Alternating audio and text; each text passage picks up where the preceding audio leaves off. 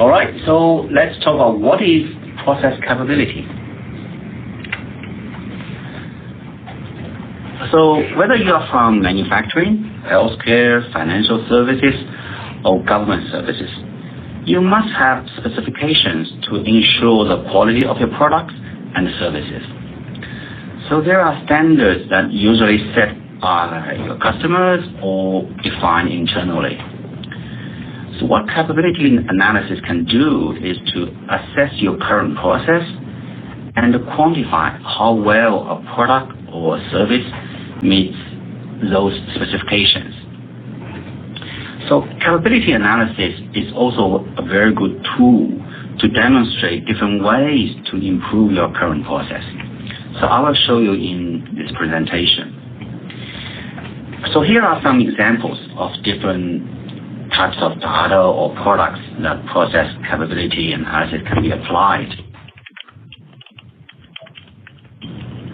In manufacturing, we need to have our product size within a certain range, not too big, not too small. For food products, we may talk about a type of ingredient to be within a certain range, like percentage fat should be between 2 to 4%.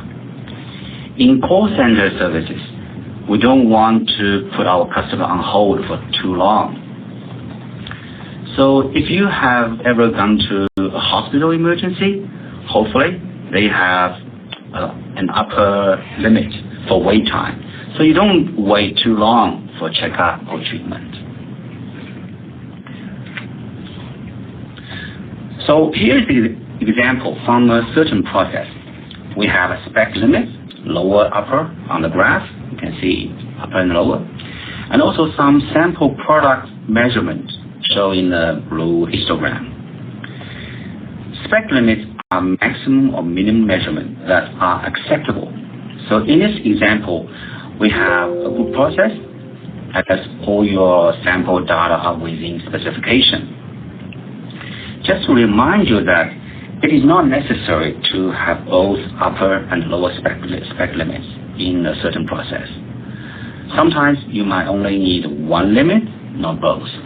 For example, call center wait time. And normally we just have an upper limit, like the maximum on-hold time, which could be 10 minutes. But don't have the lower limit. So we hope we can pick up the phone and answer customers' questions straight away.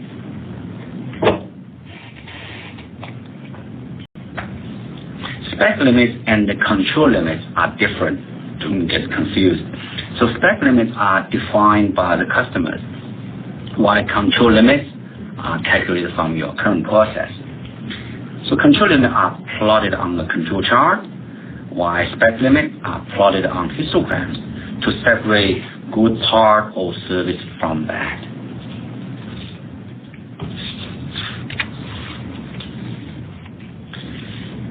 Okay, capability indices. These indices are calculated by comparing your process spread with your spec limits.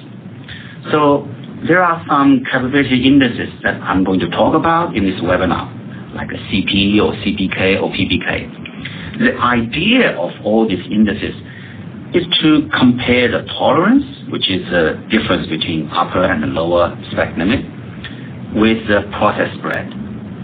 So if the tolerance is much wider than your process spread, there are not many products, not many products outside spec. However, if your process spread is wider than your tolerance, you will not be happy with this kind of process because you may have too many failures.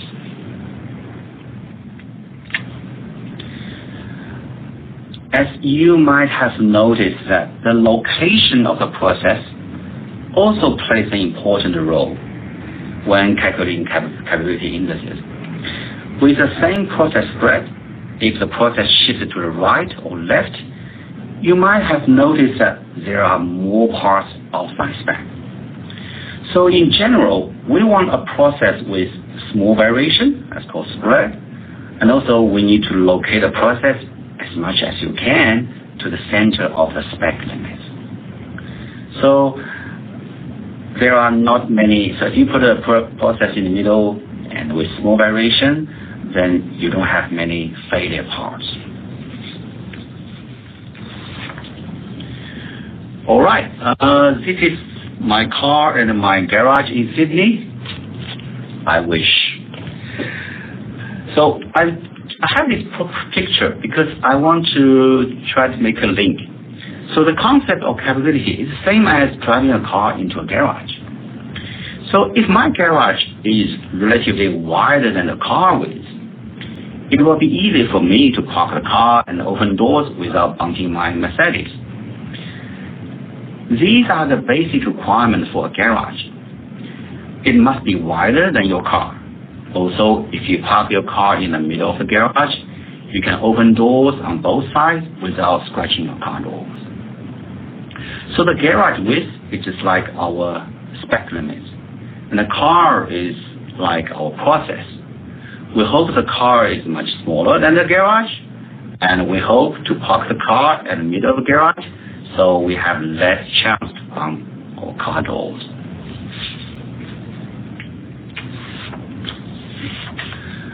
What should the data be structured?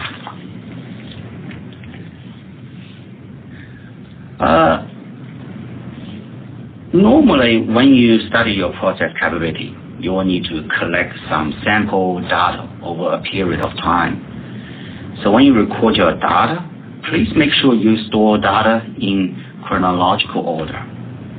In Minitab, we can check whether your process is stable or not stable if you record the data over time.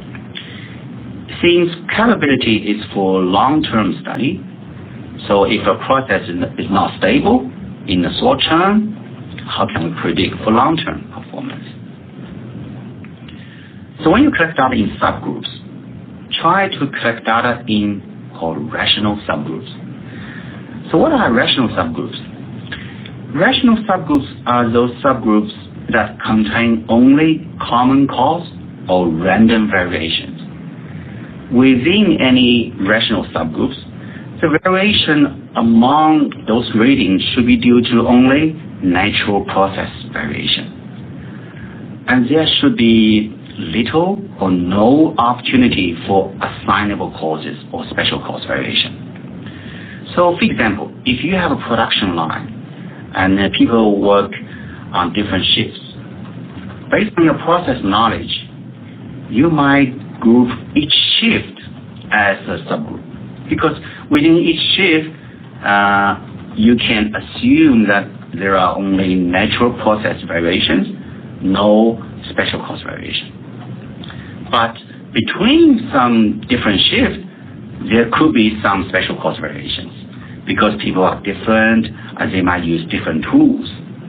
So when you collect data in subgroups, do not introduce any special cause variations into subgroups.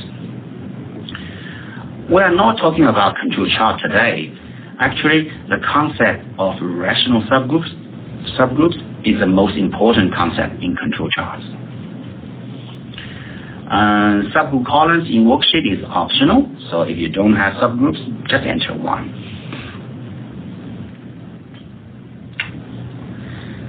Okay, we talk about the example, the data example we're going to demonstrate today. Let's suppose we work for a cable manufacturer, and to ensure cable strength and durability, we need to have some coating outside cables.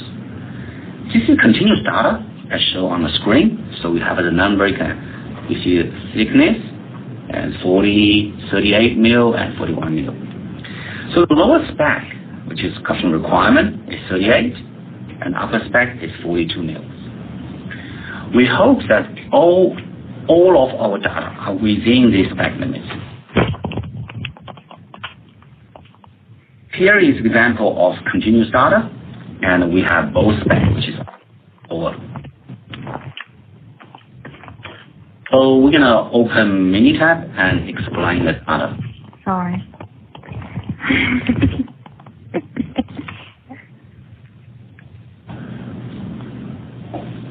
Okay, so we open Minitab, and we collect data like every 2 hours. We pick up 5 samples from the production line. So you can see at 8 o'clock we collect 5 samples, and these are the readings. And next 2 hours we pick up 5 samples, and we got the reading. So totally I can use the I button, 50 subgroups, and each subgroup size is 5. Okay, back to the presentation. Did we meet the necessary assumptions? So when we do the capability analysis, we need to check our assumptions. So here are assumptions that we need to consider before we do a capability analysis. First, your measurement system study. So measurement system study is a way that we can check to make sure the data we collected are reliable. If we can't trust our data, what we are doing now is kind of a waste of time. So we don't have time to cover measurement system study or gauge R&R in this webinar, but we will talk about this in detail in the training program. The second is process should be stable. When we talk about capability analysis, we are predicting in the long term how capable our process is. If the process is not stable, up and down, how can we predict for long term? And also we will need to read the control chart to find out what is going wrong. Right? Basically, we just need to read if there are any failure points on control charts. So what is not stable? Process not stable. You need to find out the causes of these failure points. And you may want to carry out a root cause analysis or check your log files to locate the problem and fix it. Because if you don't fix it, the problem is going to happen again. So it's going to happen in the future. You must fix it.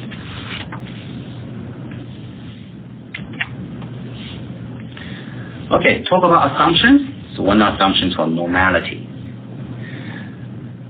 We assume the data is normally distributed. Do we have normal data or not? So we will display, so in the Minitab tool, we will display a probability plot to show that whether you have a normal data or not. We understand that distribution assumption is critical in capability analysis. So all capability indices are calculated based on the assumed distribution or assumed distribution fit curve. If we have normal data, we can fit in a normal curve. But what if we don't have normal data? So Minitab offers 14 different distributions and also 2 different transformation functions to help you to find a solution. If you don't have normal data, here I show you the steps. Go to Stat, Quality Tools. The button is called Individual Distribution Identification. So this can give you 16 different tools to find out what's going on. All right, you might want to ask, why does the distribution matter? Because when we do capability analysis calculation, first we need to find a distribution curve to fit the data. And all the capability indices are calculated based on the assumed distribution. So in this graph, based on the sample data, we can fit in a normal distribution. Very nice. And then we calculate the area. So based on distribution, we look at the area under the distribution curve, or based on the area under the curve. And I can calculate what's the area in terms of percentage outside spec. Then we just scale up to 1 million, then we get the capability indices, right? Because based on distribution and the area under the curve outside spec, then we calculate. But in this case, in this example,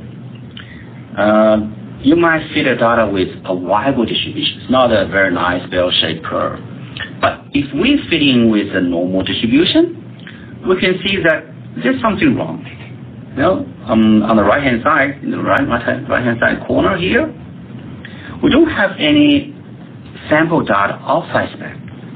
But if we calculate based on the fitted curve, of course, those capability indices are going to be wrong.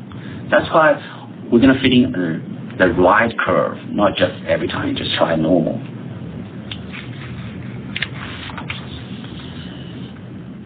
All right, so it's time to run the analysis in Minitab.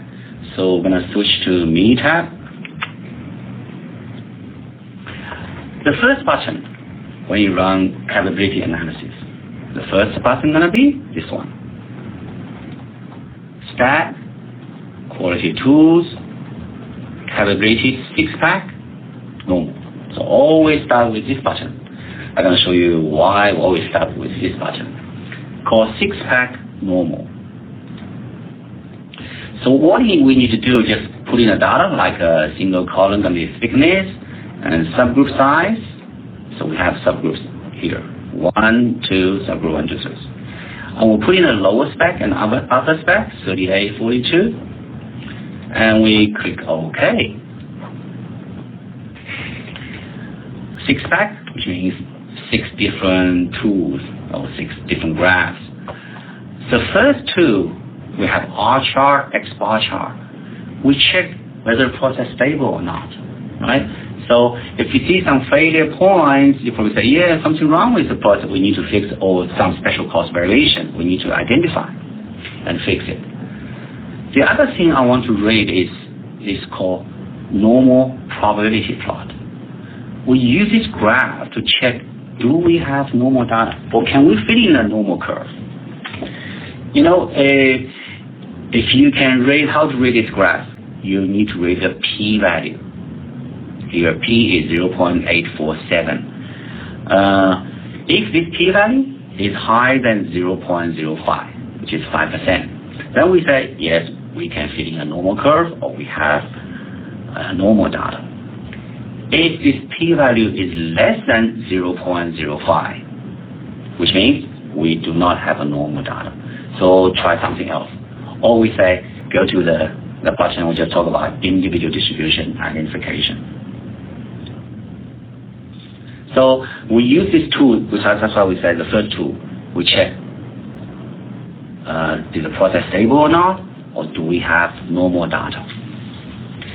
And we're going to talk about this, but we call last 25 subgroups. It just means for the last 25 subgroups, we collect 5 at every 2 hours. So 5, another 5, another 5, another 5. So that's called subgroups, right? And we'll talk about this next. Okay, then if we have normal data, we're going to go to this button under Stack, Quality Tools, or we call Capability Analysis, normal, because we check the p-value, normality plot. We do have normal data, so we go to normal. And you just put in the numbers, like a single column thickness, we have a subgroup, and 38 going to be the lower spec, 42 the upper spec.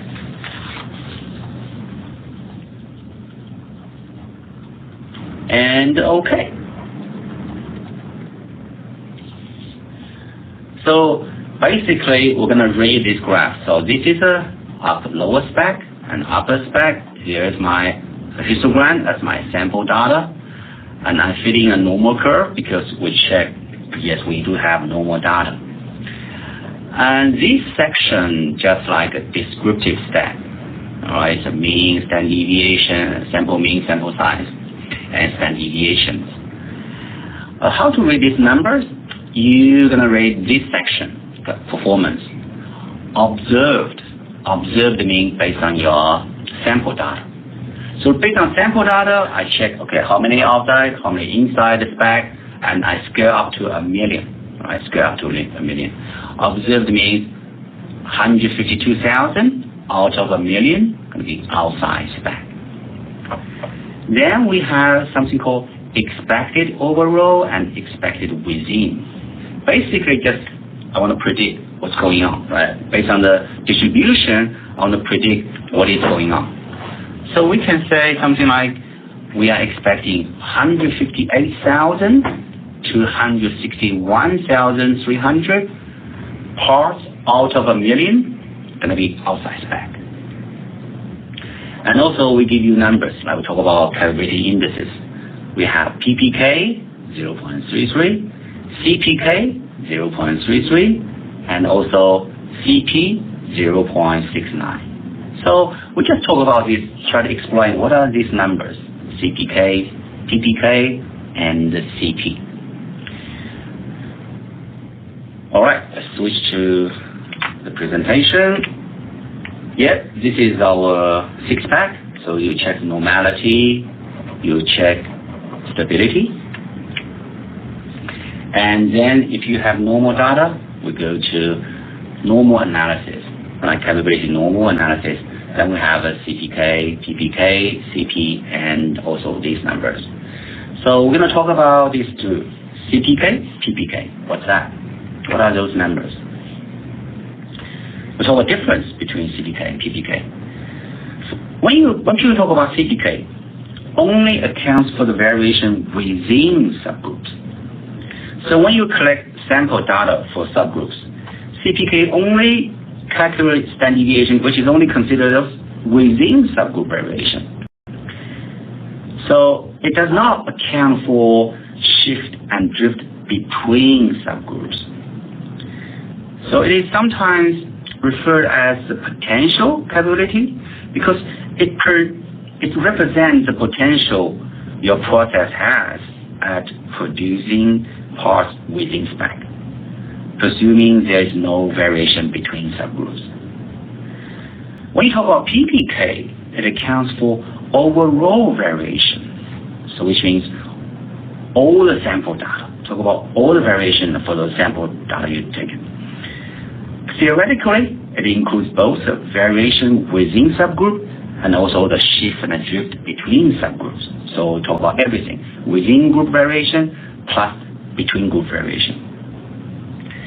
So PPK people normally treat PPK as an index for long-term capability because you consider all the variations. So I just go back to the slides. So give you some idea how to calculate CPK, PPK, what kind of variation are used. When you talk about CPK, we talk about within group variation, which means within subgroup. So this is subgroup, we talk about this variation, and this variation, and this variation, and this kind of variation, right? And then sort of find the average. That's called within group. But when you talk about PPK, we treat all of this data as one set of data to calculate overall variation. Which means, if I talk about overall variation, we'll probably say it includes within group variation and also between group variation. Right? So between groups. So if you have a process which is very stable, the between group variation should be minimal. Or we say the overall variation is going to be very close to the within group variation. Or we say CPK or PPK values, you probably see very similar if you have very nice in-control process.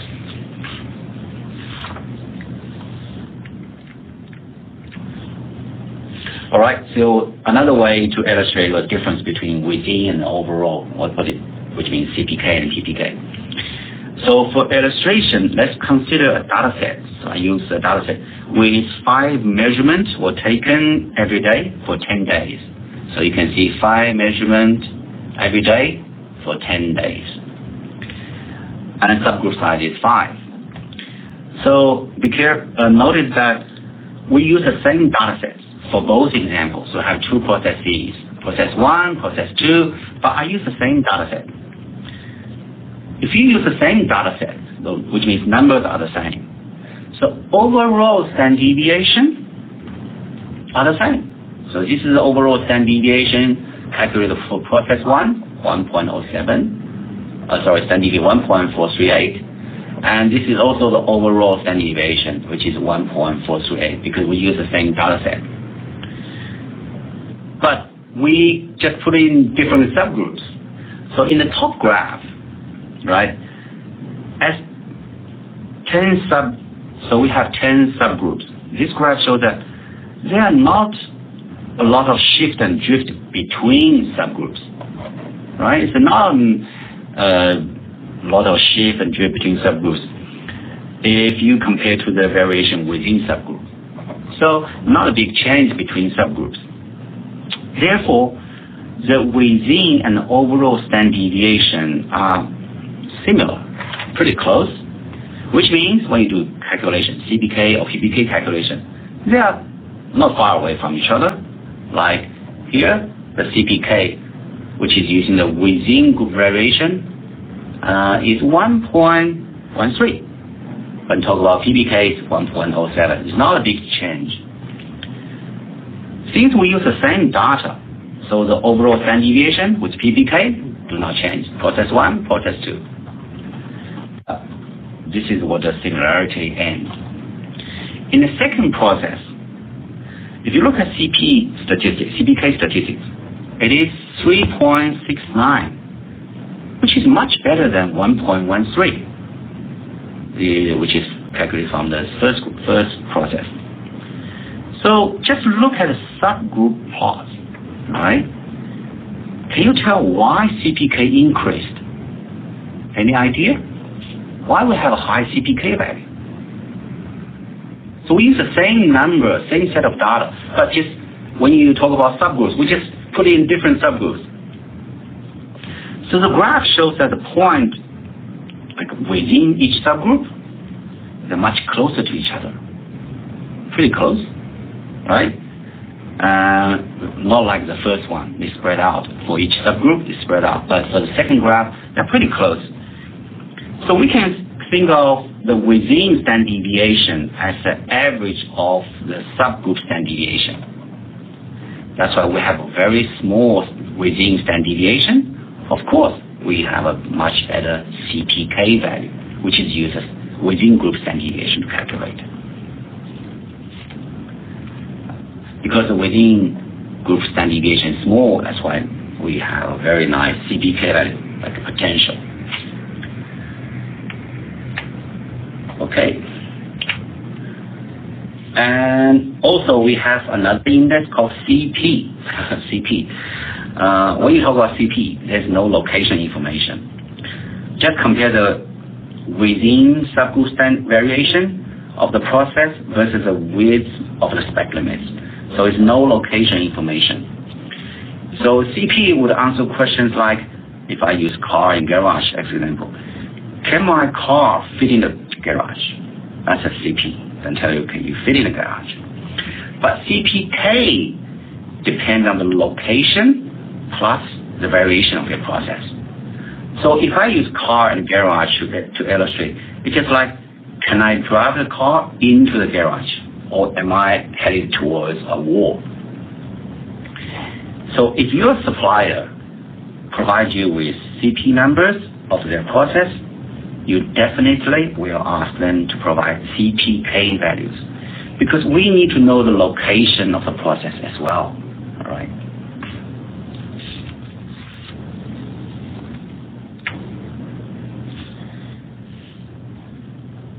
You know, if you may have heard of people always talk about CPK, PPK values should be higher than 1.33, which is some numbers like as a guideline to be recognized as a good process.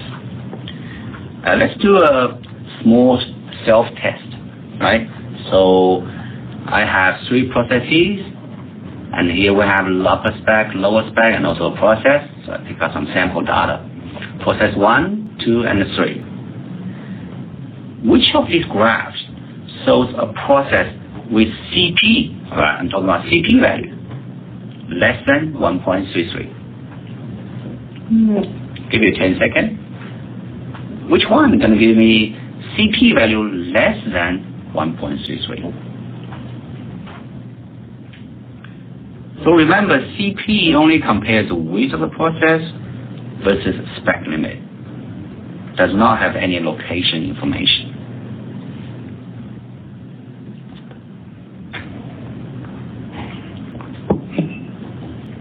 You have the answer? Bingo. So the answer is process 2. Because CP just compared with the process versus the spec limit. So it doesn't matter where the process is. So we can see that in process 1 and process 3, most of parts are outside spec. Yes, we understand. However, we can see that in both processes 1 and 3, the process variations are much smaller than the spec widths. So the CP value could be higher than 1.33. For 1 and 3, the CP value is going to be higher than 1.33. But process 2, no.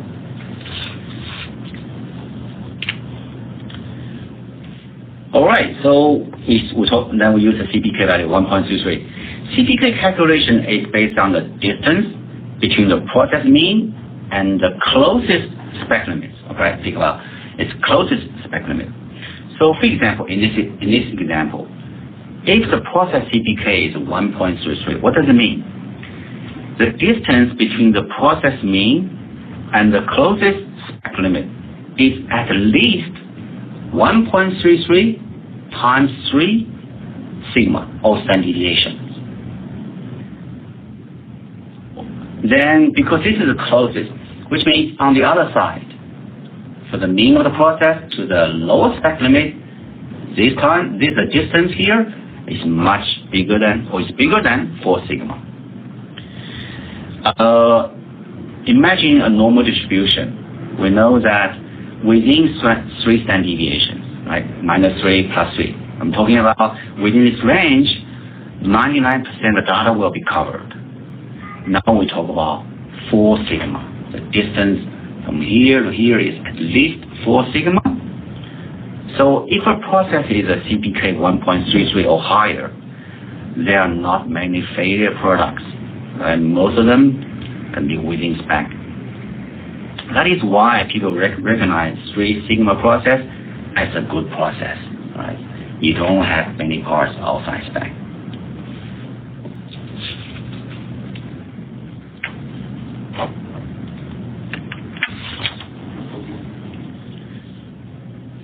Okay, so we explained the Sixpack, and this is a graph we need to learn, we need to find out, and also go to Normality. You can get more detailed information.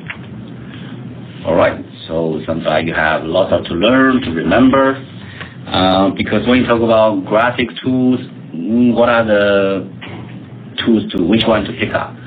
Talk about capability, then you go to Sixpack, then go to analysis normal or individual distribution identification, and also other tools as well, right? So we try to help you to find the best way to locate the button, and also we give you some description or answers or comments. We're gonna try the assistant menu, right? So the assistant menu. Let's see how to do this example in the assistant menu. Minitab assistant menu. So let's switch to Minitab. A little bit about the assistant menu. So we developed Minitab assistant machine version 16. You know, our users always ask these kind of questions.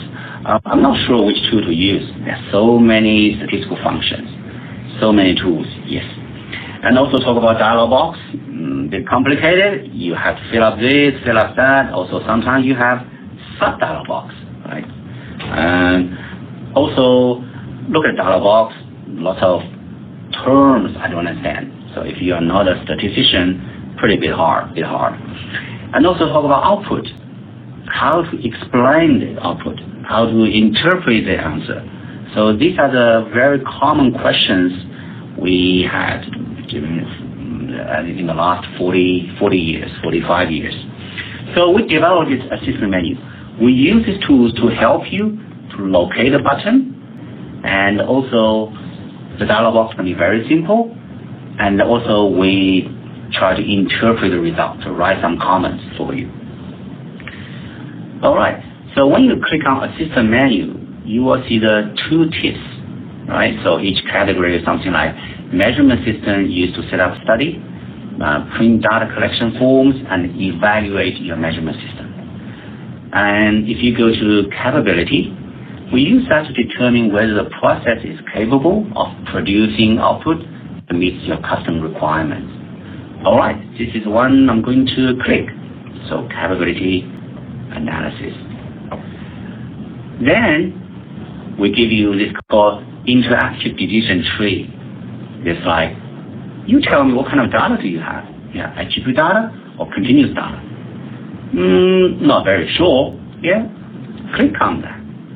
So we explain what is continuous data, what are attribute data.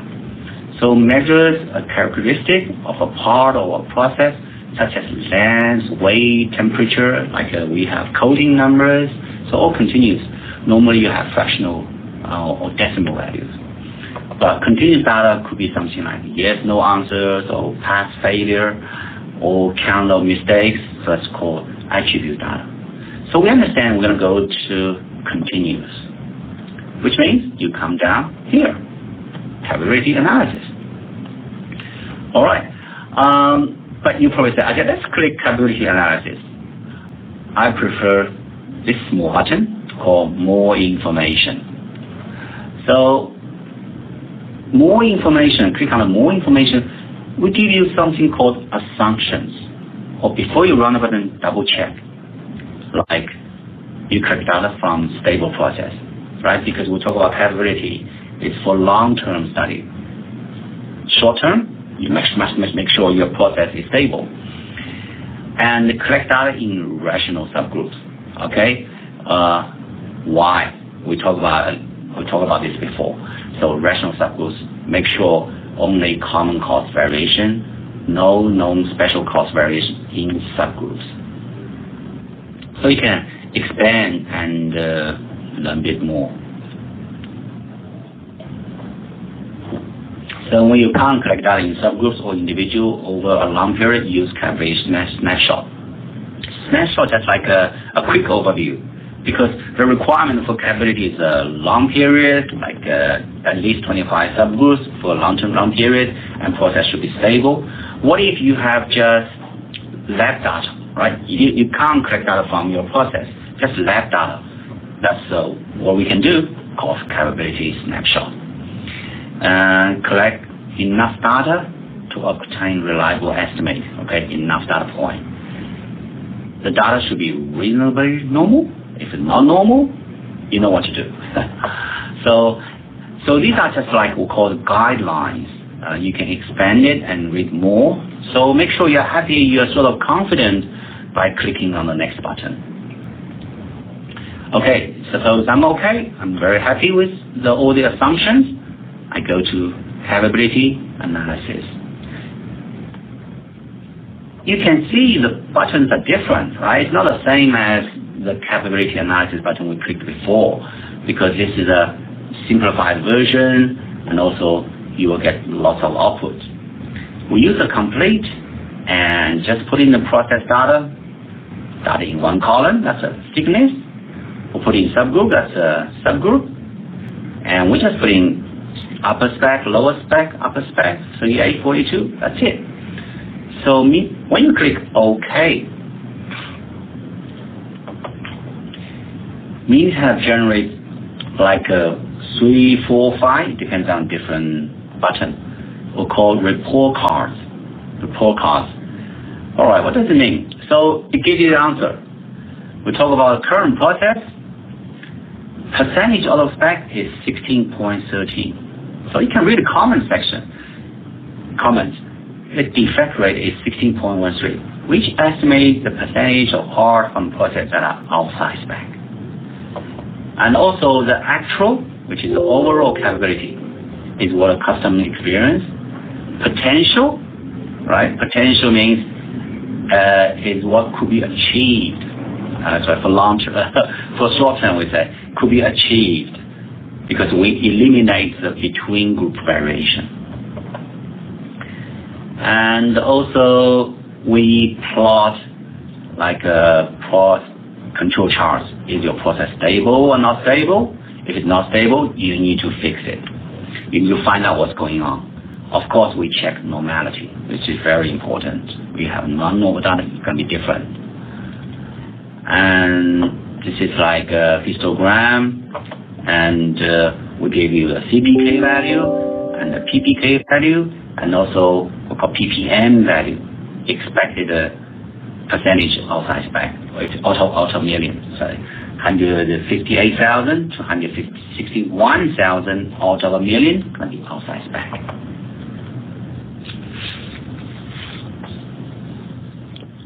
And yeah, also we check some assumptions like stability. Is your process stable or not? Because we check control charts. And number of subgroups, normality, we give you a tick, which means good. Do you have enough data, amount of data, right? So tick, sometimes you may get a warning message, so be careful. All right, that's the output from the capability, from the system menu, capability analysis. All right, I'm probably going to show this. When you have the output, talk about comment section. You know, you can edit. I just double click. Oops. And I can write something like, my considerations could be something, blah, blah, blah.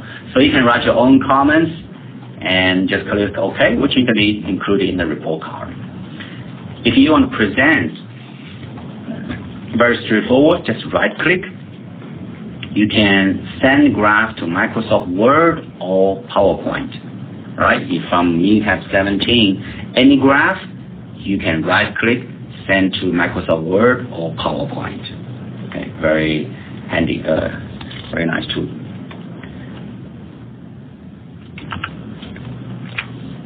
Okay, so these are the called reports, report cards. Okay, so what if, okay, we figured out this process is not good enough, right? We have 16% of product going to be outside spec. What if I want to improve it? So the engineer tries something like a standard process or reduce variations. These are the things we can do. And we collect more sample data. Has the process been improved, right? Is it being improved or not? Okay, so we go to Minitab. I collect more data, just like here it is like a second stage, suppose. And this is the old process, this is the new process. I want to see whether have we improved the process. So again, we collect 5 samples every 2 hours, so pick up samples like 50 subgroups in total. I want to compare the current process versus the old process. I want to see the difference. We have a tool in the system menu called before-after capability. So compared to processes, before and after capability analysis. Okay, we understand we have continuous data. That's why continuous, we just come to capability comparison straight away.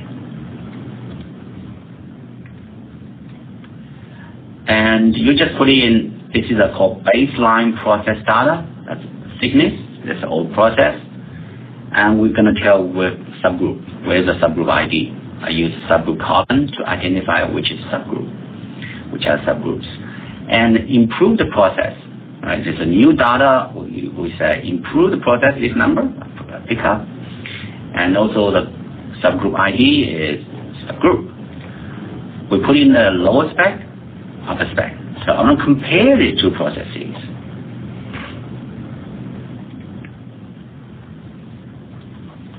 All right, here's a report card. So you just look at the final page. It said, was the process standard deviation reduced? Yes. Okay, which are you dramatically reduce or you change the process standard deviation, reduced. Did the mean change, the process mean change? No. All right. It said P is 0.22, which is which is higher than 5%. And also we plot the process before, like this. This is the sample that we collect for the before process. And also after, right? So it's pretty clear that we have smaller variation. The standard deviation has been reduced. Also comments. the process standard deviation was reduced significantly. That's why we have the p-value less than 0.05. We talk about standard deviation comparison. But mean didn't change with a p-value greater than 0.05. So these are some comments. The actual or overall capability is what the process experienced. Yes, these are just general comments.